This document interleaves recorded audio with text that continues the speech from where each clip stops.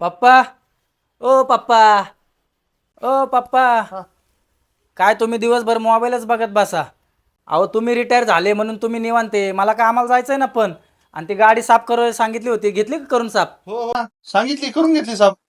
आणि ते दुपारी पोरग्याला शाळेतून घेऊन यायचंय, राही ना लक्षात? हा राईट, घेऊन येतो.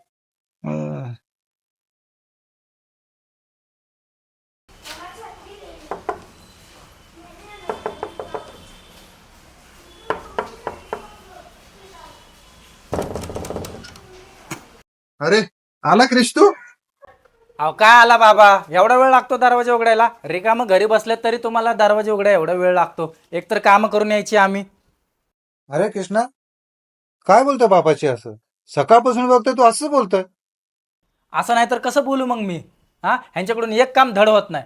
ह्यांना माहिती आहे का नोकरीमध्ये किती टेन्शन असतं ते? अरे पण कृष्णा, राहू दे बाळा.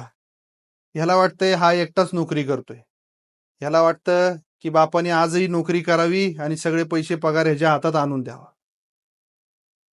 रिटायर झाल्यावर म्हटलं जरा आराम करेल मी. आम्ही नवरा बायकोनी दिवस रात्र कष्ट केले, भाड्याच्या घरात राहिलो. तुम्हाला सुखसुविधा, तुमच्या उच्च शिक्षणासाठी रिटायरमेंटच्या पैशामधनं हे घर घेतलं. तुम्हाला गाड्या घोड्या घेतल्या, हे दिवस बघण्यासाठी. जा तुझ्या त्या मित्रांना जाऊन विचार, जे आजही भाड्याच्या घरात राहतात, बसनी रोज ये जा करतात. महिन्याच्या शेवटी किती शिल्लक राहते त्यांच्याकडे विचार. हे तुम्हाला सगळं रेडीमेड मिळालंय, आयतं मिळालंय, म्हणून तुम्हाला याची किंमत नाही आहे. तुम्हाला खर्चच काय? घराचे लाईट बिल मी भरतो, घराचा किराणा मी भरतो, तुझ्या गाडीचे हप्ते मी भरतो, आणि तरी तू मला म्हणतो घरी रिकामा बसून राहतो.